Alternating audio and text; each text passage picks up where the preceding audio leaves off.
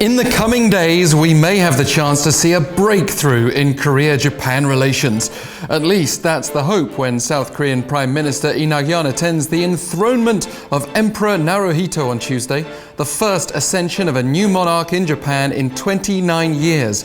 And given all the tensions between Seoul and Tokyo over the last few months, the worsening trade ties, the Prime Minister's planned 3-day visit is seen as a good thing.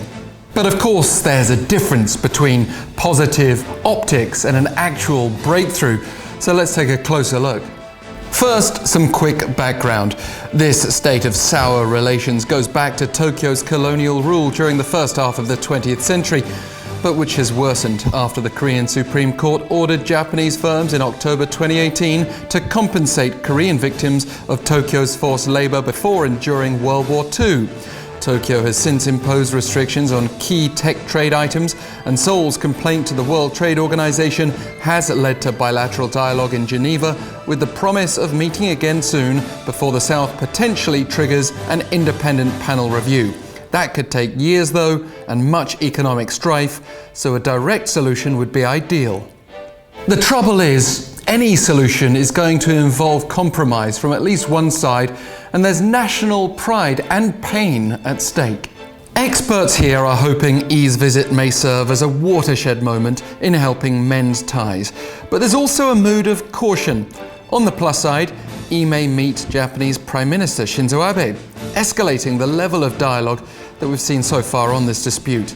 I's background is helpful, as he's built up an extensive network with Japanese government officials and politicians, with experience working as a correspondent in Japan when he was a journalist and serving as vice chief of the South Korea-Japan Parliamentarians Union.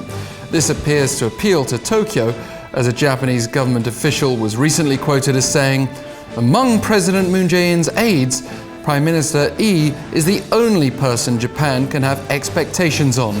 Though belated, it is fortunate that he will visit Japan." So, if anyone can lead a breakthrough, perhaps I can. But what would a breakthrough mean? Probably the best we can hope for is I brokering a Moon-Abe summit, and that still leaves the two leaders with the challenge of deciding how they can find common ground without betraying their respective political bases at home. And it's just as likely, if not more so, that ties will get worse before they get better. We have the scheduled end of GSOMIA, a military intelligence sharing agreement between the two sides next month, and the expected liquidation of confiscated Japanese company assets in connection with the Supreme Court ruling here.